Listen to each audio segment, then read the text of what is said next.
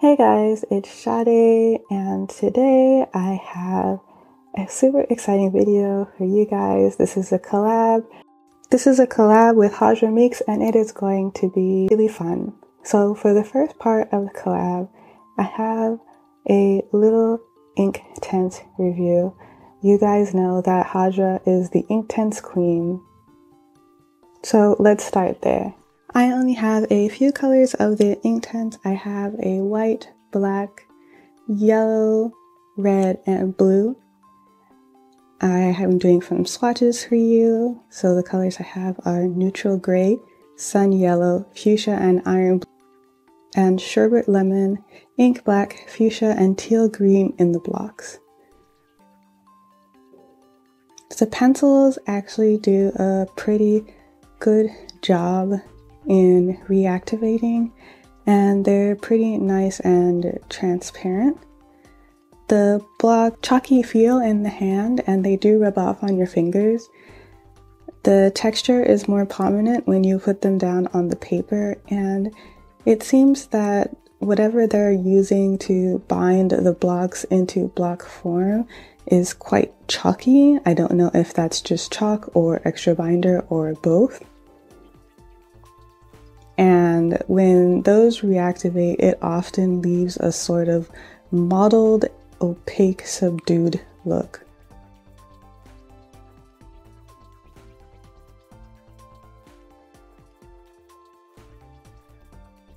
I wanted to compare the Inktense versus other watercolor pencil crayon sort of things.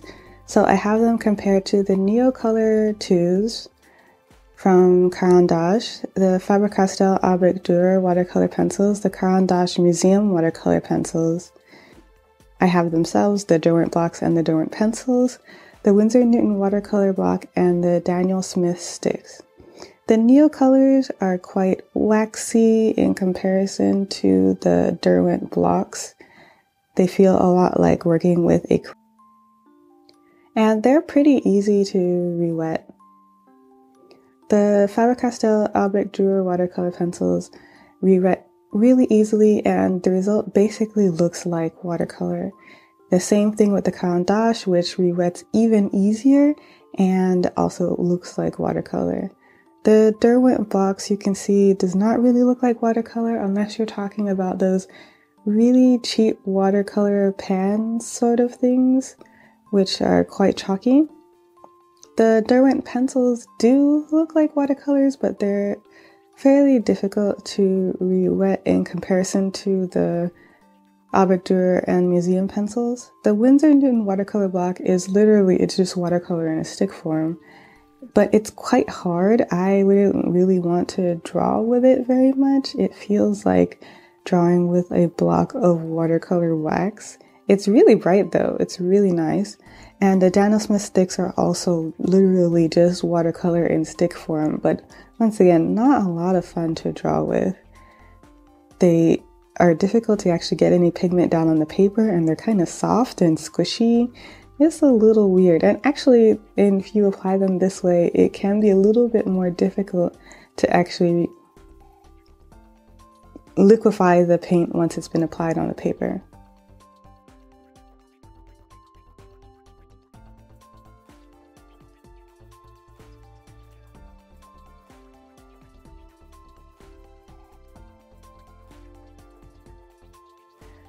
I also just decided to do the 3 watercolor pencils next to each other with a more similar color in terms of the yellow. And it took about 4 strokes to reactivate the Abric Dur and the Museum pencils, where it took about 10 strokes to reactivate the Derwents. And the brightness is actually fairly comparable, but you do have to remember that the Derwents are not light fast because they are made out of ink, whereas the Museums are for sure light fast, and it depends on what color you choose in the Abric Durs. But of course the Derwents are way cheaper than the other 2.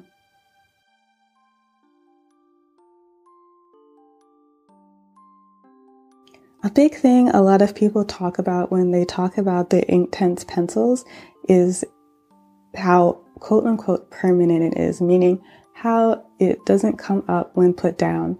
I think ever since I've ever heard about this, I always thought that this is probably just means it's staining, so I decided to check that out. I used a phthalo turquoise from Schwinke, and I just wanted to see if the Inktense work comparably. I put down a little circle of each in approximately a comparable color, and I used 3 swipes to try to lift each of them. And while in this test, the Inktense were slightly more staining, it wasn't really significant. It's possible that even if I used a different phthalo blue, for example, a phthalo blue from M. Graham, which tends to be more staining, it could have done just as well as the Inktense, if not better. I also later decided to put down a little yellow across the blue because it's really easy to see if there's any color mixing when you layer like that, and there for sure was. All of the different swatches turned green. So if you're really going for this staining effect, I don't really know how useful it is if you already have a watercolor set and you know the difference between your staining and non-staining colors. Of course, it makes it easier because you don't really have to think about that aspect because they're all staining. So if you're looking for just a set of staining colors, then this is helpful.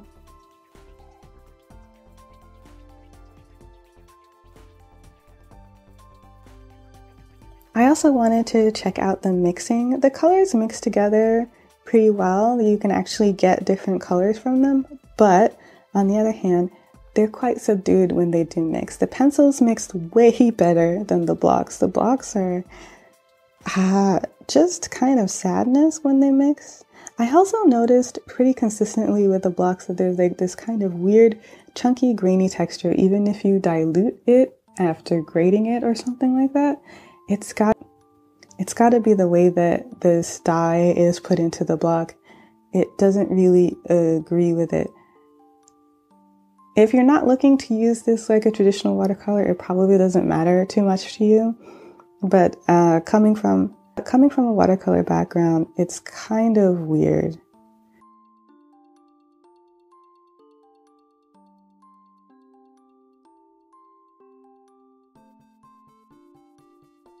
When I was doing tests earlier, I realized that I was able to get the Inktense to a really creamy gouache-like consistency from the blocks, but that's only when I added the white. Without that, I felt like I only got some kind of strange chunky mixture. But when I did add the white, I got this really nice, strong, thick, velvety, smooth color. So let's get more.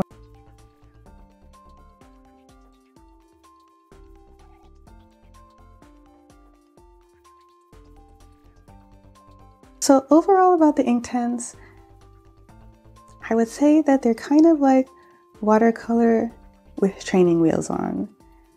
If you don't know the difference between staining and non-staining colors, and you don't want to spend a lot of money yet on really expensive watercolor pencils like the Albert Dürer or the museums, then I can see this being a pretty viable alternative for you. Also, the color is actually slightly easier to control than watercolor. It moves really predictably on the paper. So if you're a little frightened of watercolor, but you kind of want that watercolor effect, and you don't mind the light fastness issues, then Inktense is really great for you.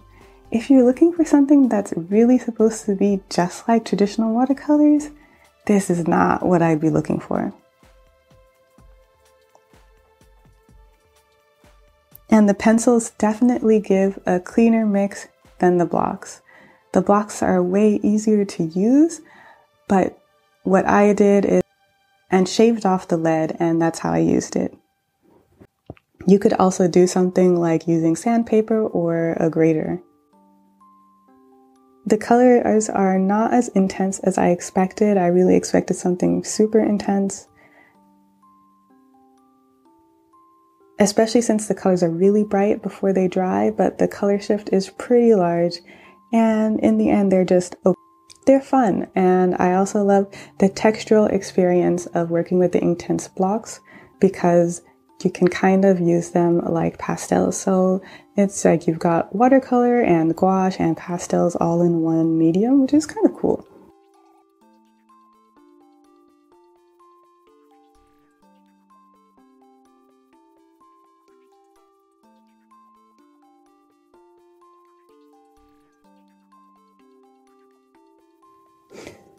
Okay, let's get down to the more main part of this collab. In this collab, we decided that we were going to do some illustrations of traditional folk tales or traditional costumes from our culture. If you don't know, I am from a tiny boot-shaped island off the coast of Venezuela called Trinidad. Trinidad is a twin republic. It's called the Islands of Trinidad and Tobago. So Trinidad is one island, Tobago is another island.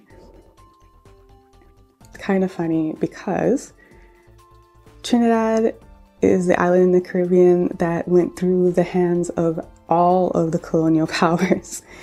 It had the most changes in colonial rule of any of the islands. We were colonized by the Spanish and the French and the English, and they all left bits of their culture behind. And they all left bits of their culture behind. There even was a time when many people in Trinidad spoke French, while now the main language is English because England was the last and longest colonial power to rule Trinidad. So not only do we have English, Spanish, and French influence, but we also have the different people who were brought over to work the land as slaves or indentured servants. So we have Africans, we have Indians, and we have Chinese people. And they have all contributed their culture to Trinidadian culture as well. So we're just like this huge mixing pot. And that might explain a little bit about these stories that I'm going to tell you. So I decided to illustrate 2 Trinidadian folktales. And I guess they're perfect for Halloween because I only know scary Trinidadian folktales. Are there non-scary Trinidadian folktales? Trinis out there, please tell me if there are ones. All the ones that I know are scary. And so this first one is La Jablesse. So you say La Jablesse. La Jablesse is really La Diablesse, which is the female demon. So who is La Jablesse? La Jablesse is a being that used to be a human female, but turned into something different after having repeated deals with the devil. She is normally depicted as being extremely beautiful, or at least extremely attractive, tall, dark-skinned woman. Sometimes people say that she is a woman from Martinique, but she always has a big floppy hat covering her face. Some people say that there is a beautiful face under there. Some people say that there is nothing but a rotting skull. And the big way to distinguish La Jablesse is that she has one human foot and one cow foot. This causes her to walk with a strange swaying gait that makes her hips swing. So what is so scary about La Jablesse? Well, this seemingly normal, beautiful woman will lure men out late at night. She might be by the side of the road, she might be in the grass, in the woods, but she only appears on a moonlit night. And when she does, she lures these men into the forest, where they might get lost in the forest and die, or she lures them until they fall off a cliff, or drown in a river. Sounds pretty scary. Well, don't worry. If you encounter a strange, beautiful woman with a large, floppy hat on a moonlit night and you want to know if she's La Jablesse, like I said, remember, look for her cow foot. She's probably hiding it, but you might notice. Also, La Jablesse has a sweet perfume. Every now and again, you can smell the rotting flesh her perfume is hiding.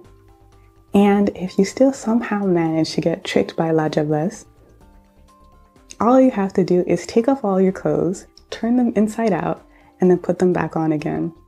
For some reason that works.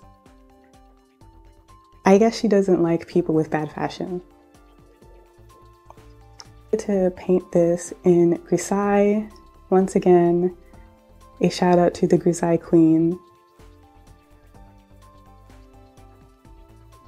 I was going to add color to this actually, but in the end I felt like it reminded me of these scary stories I used to read when I was younger, and I loved that effect. I felt like it was perfect for this story. I'm using the neutral gray from the Inktense pencils, shaved off with a razor and mixed up with water. It layers really well. It's really easy. I also love that in this picture, she basically just looks like an alluring lady by the side of the road, until you notice the little tiny detail of her cloven foot.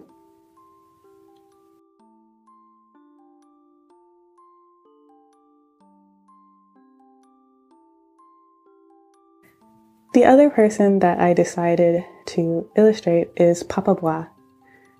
Papa Bois, this is once again French. This is father of the forest. So Papa Bois is something kind of like a satyr. He is often depicted as a short, dark-skinned African man with shaggy hair all over his body. He has horns. He has a beard made out of leaves. Actually, in this case, I decided not to give him a beard made out of leaves, but a beard with the Trinidadian national flower growing out of it, the chaconia, which is a bright red flower. That's seen. I have him holding a staff because he seems like he should be quite old. And he's looking at you very quizzically because he does not like anyone who likes to do anything bad to nature. If you come into his forest and you try to kill animals for fun, he is going to find you, and you're not going to like what he does. If you have to kill to eat, he doesn't mind. He understands that. Who come to take advantage of his forest will always be punished. If you find Papa Bois in the forest, as long as you're not doing anything bad in the forest, you really don't have anything to worry about. Just make sure not to stare at his hooves. He's a bit touchy about that. And make sure to greet him, meaning, hello, old father. I didn't paint her and I was really tempted to, but he's married to Mama Glo, which is Mama Dlo, which is mother of the water. So he has the forest covered and she has the water covered. Just like he's sort of like a satyr, she is sort of like a mermaid, except instead of having a fish for her lower body, she has an anaconda as her lower body. And just like Papa Bois, Mama Glo protects nature. Punishes people who do bad things to nature is by marrying them, which actually I never understood and I still don't quite understand, because she's supposed to be really pretty. But I guess somehow this is a very terrible thing.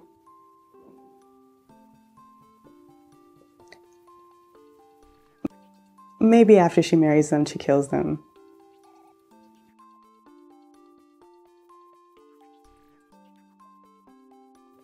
I had a lot of fun painting Papa Bois and La Jablesse, and I'm really thankful to Hajra for doing this collab, because I for sure would not have thought to have painted these figures otherwise, but it was to my childhood and my dad telling me these stories on long walks in the evening. It was just also really nice to get to work with her because she is one of the reasons why I am on YouTube in the first place. So if you want to blame anyone, go blame her.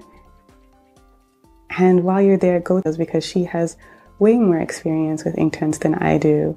And she has so much knowledge about watercolors and she's so free in sharing it with everyone.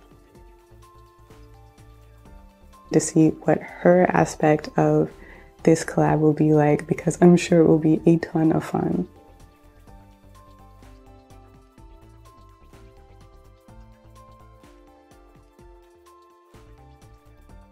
So I hope that you guys enjoyed hearing about my perspective on Inktense and hearing some spooky Trinidadian.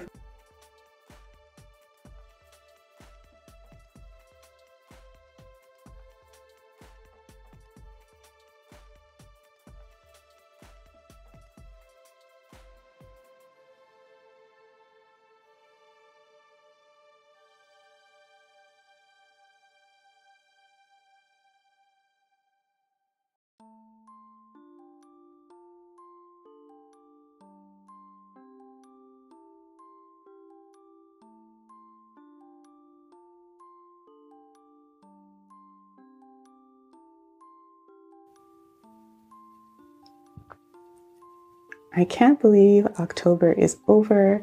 Happy Halloween. Looking forward to November and the holiday season while we resume our normal schedule.